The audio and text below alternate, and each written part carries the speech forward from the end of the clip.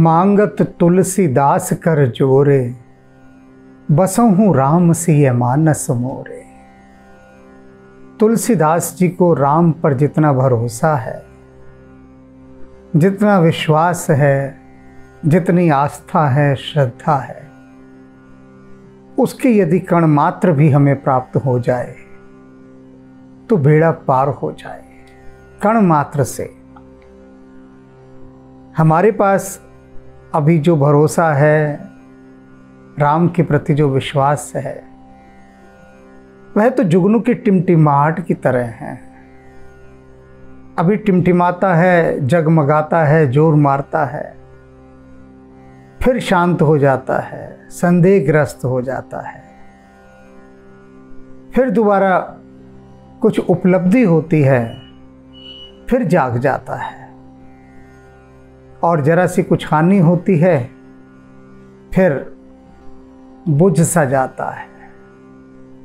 यह विश्वास नहीं होता, यह भरोसा नहीं होता, यह तो ऊहापोह की स्थिति है, द्वंद्वग्रस्त स्थिति है।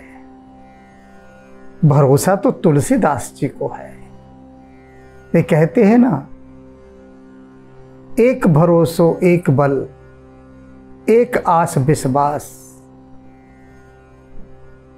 ऐसी बात तुलसीदास जी ही कह सकते हैं। आज जो बात वे कह रहे हैं, उसमें अपने भीतर के यकीन को किस प्रकार से वे अभिव्यक्त कर रहे हैं, यह देखिए। देखने और समझने योग्य बात है।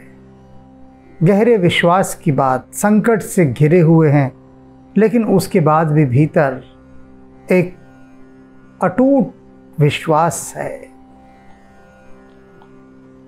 गरेगी जी ही जो कहो और को हो। तुलसीदास जी कह रहे हैं कि मेरी ये जीभ गल कर गिर जाए यदि मैं ये कहूं कि मैं किसी और का हूं, राम जी का तो हूं ही नहीं। ऐसा तो मैं कह ही नहीं सकता,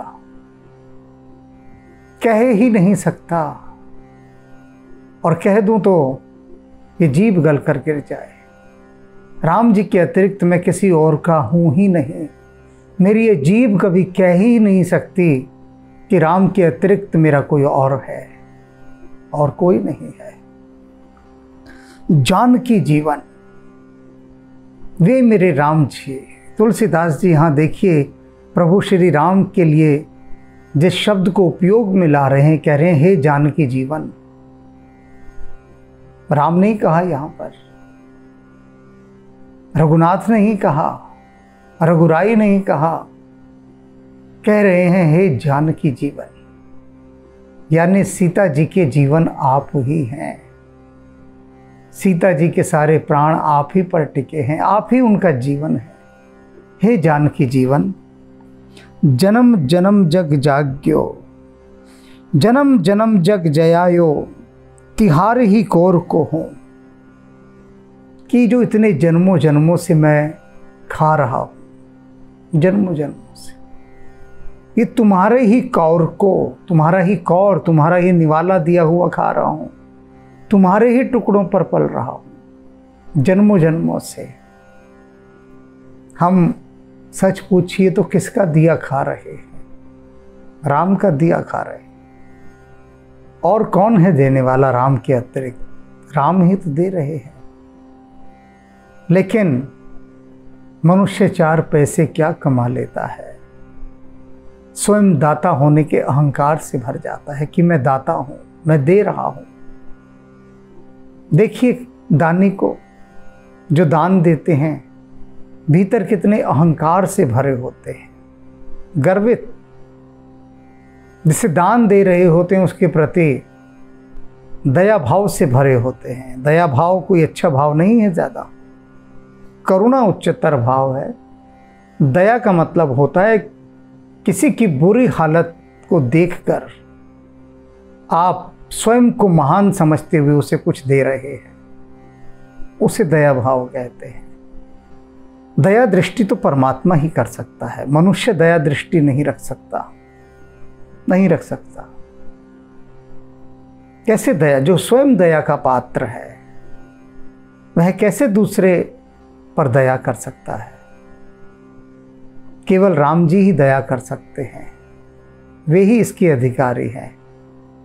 तो दया दृष्टि उन्हीं के पास और किसी के पास नहीं। तुलसीदास जी कह रहे हैं कि मैं जन्मों जन्मों से जो खा रहा हूं ना राम जी, ये सब आपकी ही झूठन है, आपका ही प्रसाद है, आपके ही निवालों से, आपके ही दिए कौरों से ये तुलसीदास अपना पेट भरता रहा है अनंत अनंत जन्मों तक। तीन लोक तिहु काल न देखत, सुहृदय रावरे जोर को हो।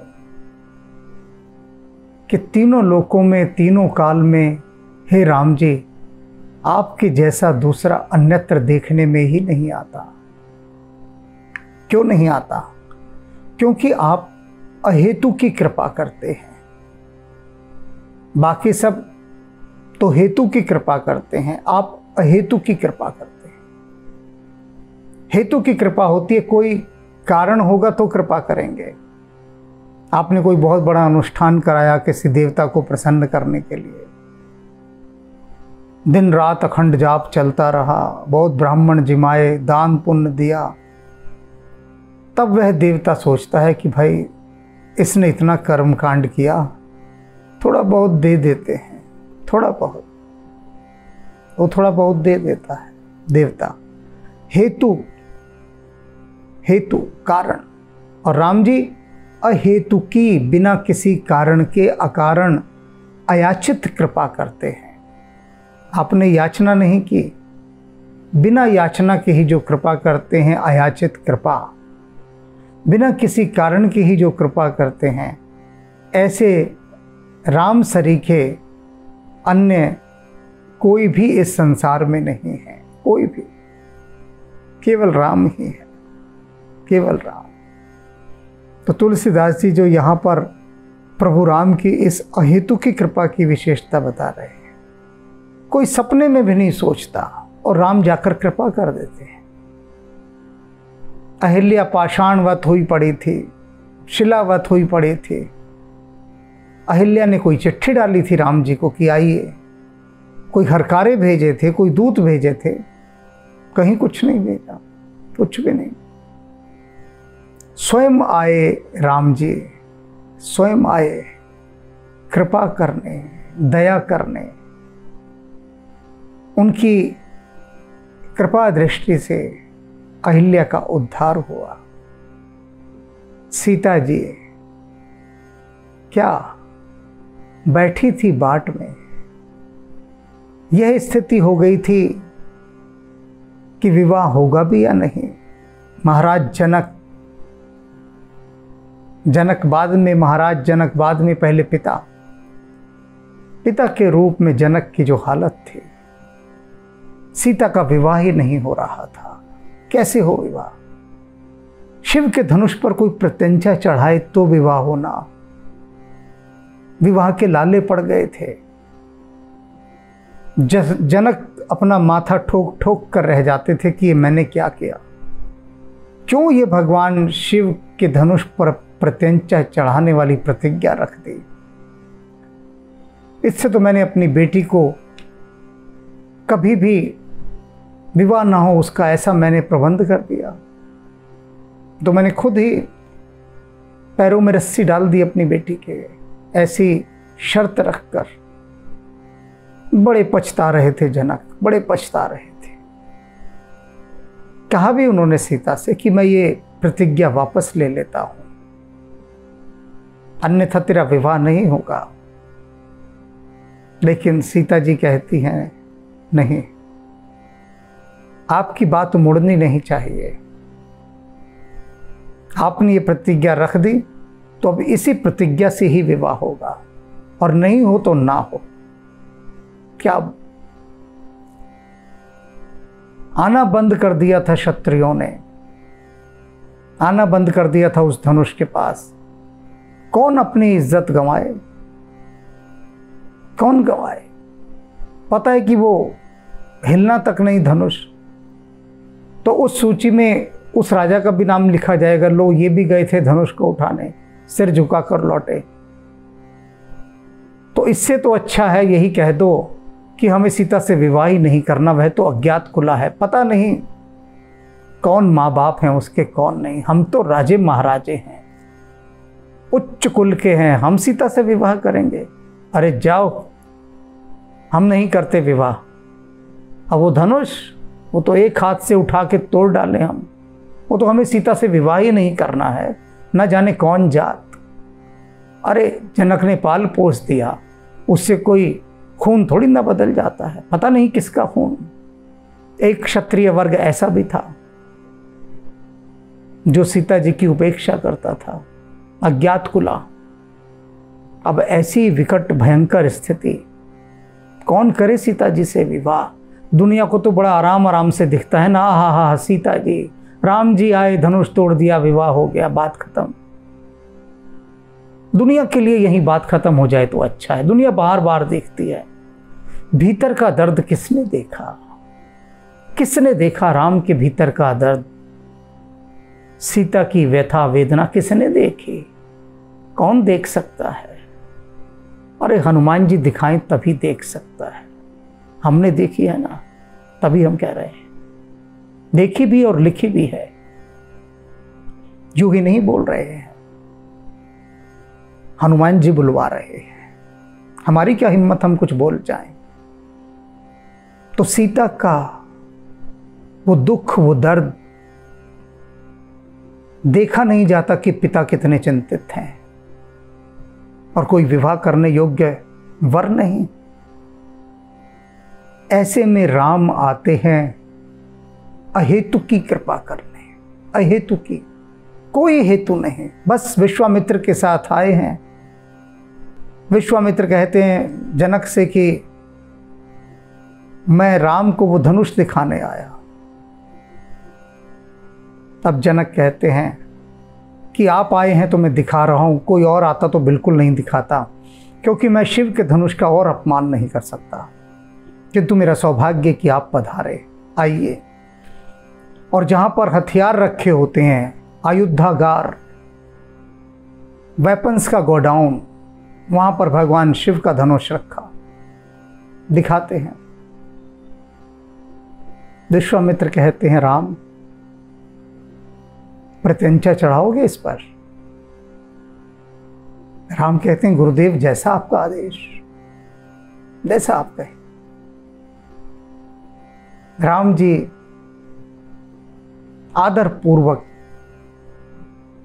पूर्वक जाते हैं धनुष के पास, धनुष को प्रणाम करते हैं, धनुष का स्पर्श करते हैं, और स्पर्श करते ही धनुष और राम एक हो जाते हैं। राम धनुष उठाते हैं, प्रत्यंचा चढ़ाते हैं और धनुष भंग कर देते हैं। क्यों भंग कर देते हैं वह हमने पुस्तक में लिखा है, क्यों कर देते हैं। वचन पहले वनवास के नाम से आया था ये उपन्यास, अब वचन के नाम से है, क्योंकि उसमें हनुमान जी ने 2 अध्याय और लिखवाए हैं। तो वचन आध्यात्मिक उपन्यास में मैंने लिखा है, बताया है कि राम जी ने क्यों वो धनुष भंग किया। अहेतु की कृपा। लक्ष्मण कहते भी हैं राम से कि भाई धनुष की प्रत्यंचा चढ़ाने तो जा रहे हो, लेकिन सीता से विवाह करना पड़ेगा। राम कुछ नहीं बोलते, राम को सर्व स्वीकार है, सर्व स्वीकार। राम विश्वामित्र की आज्ञा के आगे नतमस्तक हैं, गुरु हैं वे, जो गुरु ने कह दिया वही होगा। ये भी नहीं कहा कि मैं जरा पिता से पूछ तो लूं कि पिता राजी भी होंगे या नहीं सीता से विवाह करने के लिए, कुछ नहीं। और सीता का जो मनोरथ था, जैसा सीता को पति चाहिए था वैसा ही मिला। राम जी ने जाकर सीता जी पर भी कृपा की, अयाचित कृपा, अहेतु की कृपा। और अनंत प्रसंग हैं, अनंत प्रसंग, जहां पर राम जी जाकर कृपा कर रहे हैं। विश्वामित्र आए हैं, उन पर जाकर कृपा की, ताड़का का वध किया, सुबाहु का वध किया, विश्वामित्र निर्विघ्न यज्ञ कर सके, अयाचित कृपा। तो तुलसीदास जी कह रहे हैं तीनों लोकों में, तीनों कालों में ऐसा कोई भी नहीं जो अहेतु की कृपा करे, केवल हमारे राम जी ही करते हैं। तुमसो कपट करी कलप कलप कृमि हुए हों, नरक घोर हों को। तुलसीदास जी कहते हैं अगर राम जी मैं आपसे कपट करूंगा ना, आपसे कपट, तो क्या है, कलप कलप, कई कल्पों तक मैं नरक का कीड़ा बनकर रहूंगा। एक तो नरक और ऊपर से नरक का कीड़ा। तुलसीदास जी कितनी बड़ी बात कह रहे हैं कि राम जी यदि मैं आपसे छल कपट करूंगा तो। और ऐसे अनेक व्यक्ति देखने में आते हैं जो राम का नाम लेकर ही छल कपट करते हैं, राम को ही छल कपट की एक ढाल बना रखा है, आड़ बना रखा है। तो तुलसीदास जी ऐसे लोगों को सांकेतिक भाषा में बता रहे हैं, अपने ऊपर लेकर, सीधा उनको नहीं कह रहे, वरना लोग बुरा मान जाएंगे, हर व्यक्ति बुरा मान जाएगा। तो तुलसीदास जी अपने ऊपर ही लेकर कह रहे हैं कि अगर मैं राम के साथ छल कपट करूं तो अनेक कल्पों तक नरक का कीड़ा बनकर रहूं। ये इशारों इशारों में बहुत कुछ समझा देते हैं तुलसीदास जी, बहुत कुछ चेतावनियां दे जाते हैं। कोई ना ही समझना चाहे तो बात बिल्कुल अलग है, बिल्कुल अलग। कहा भयो जो मन मिली, कली काल ही कियो, भौंतु का भौर को हो। कहते हैं कि कोई फर्क नहीं पड़ता, तुलसीदास जी कहते हैं इस कलयुग ने मुझे भौंतुका बना दिया है, भंवर का। भंवर का, भौंतुका क्या होता है? भौंतुका एक काला कीड़ा होता है। और जो भंवर होता है, भंवर ऐसे घूमता है चक्रवाल, जिसे वर्लपूल कहते हैं, घूमता है तेजी से। तो भंवर की एक विशेषता होती है, जो चीज़ों ज़मीन के भीतर ले जाता है, तलहटी में, नदी के, जहाँ भी भंवर पैदा होता है। लेकिन ये जो भौंतुका होता है, ये एक ऐसा कीड़ा होता है जो ऊपर ही ऊपर तैरता है, भंवर के नीचे नहीं जाता। तो तुलसीदास जी कहते हैं कलयुग ने विवश होकर मुझे इस कलयुग के भंवर में डाल दिया है, मेरे मन को। मानता हूं मैं कलयुग में पड़ा हूं, घोर नरक और गंदगी में पड़ा हूं, लेकिन फिर भी मुझे भौतुका बना दिया आपकी कृपा ने, कि मैं इन सब चीज़ों से अछूता रहकर ऊपर रहता हूं। जैसे कि कमल होता है, कमल को गंदगी और कीचड़ के अंदर पैदा करने का वरदान दे दिया कि जा तू गंदगी और कीचड़ में, उसे शाप कहो या वरदान कहो। अब कमल गंदगी में है, कीचड़ में, लेकिन फिर भी कीचड़ की एक बूंद भी उससे नहीं चिपट पाते। गंदगी में है लेकिन स्वयं सुगंधित है। कैसा विरोधाभास देखिए। तो वही तुलसीदास जी कह रहे हैं कि चाहे मैं कितने घोर कलयुग में रह रहा हूं, चाहे उस भंवर में गिरा हुआ हूं, लेकिन भौतुका हूं, उस भंवर से ऊपर उठा हुआ हूं, संसार में हूं, संसार की बुराइयों के बीच में हूं, संसार की विषय वासनाओं के बीच में हूं, छल कपट के बीच में हूं, लेकिन फिर भी राम की कृपा से ये मुझे छूती नहीं है, मैं इनसे अलग हूं, इसलिए मुझे संसार से डर नहीं लगता। संसार से डर कब लगता है? जब संसार आपको पकड़ने लगता है, चिपटने लगता है आपके साथ, और आप संसार के साथ एक होने लगते हैं। जब संसार से आपको अलग होने की कला आ जाती है, संसार के जल में आप तेल के बिंदु के समान ऊपर तैरते हैं, तब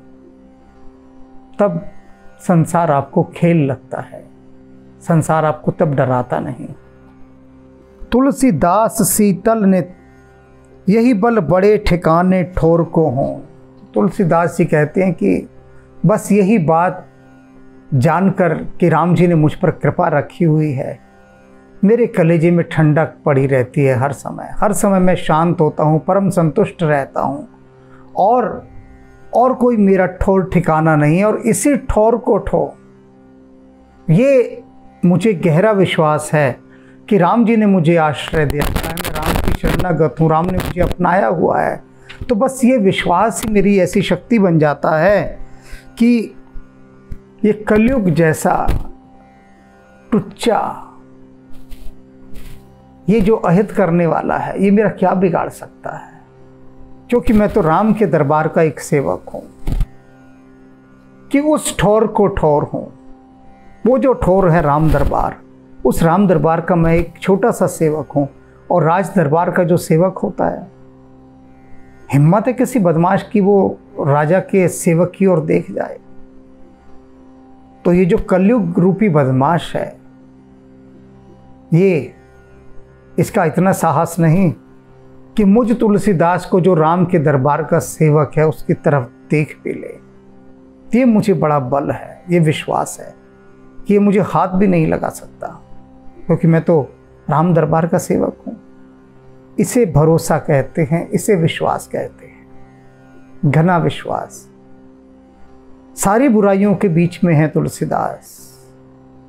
सारे दुखों, कष्टों, संसार के जितने भी अवगुण होते हैं, परेशानियां, संकट, मुसीबतें, सबके बीच घिरे हुए हैं, मान रहे हैं, स्वीकार कर रहे हैं, लेकिन कह रहे हैं फिर भी मैं संतुष्ट हूं, क्योंकि मैं राम के दरबार का एक सेवक हूं और ये सब चीज़ें मेरा कुछ भी नहीं बिगाड़ सकती, क्योंकि मैं इन सब से अलग हूं।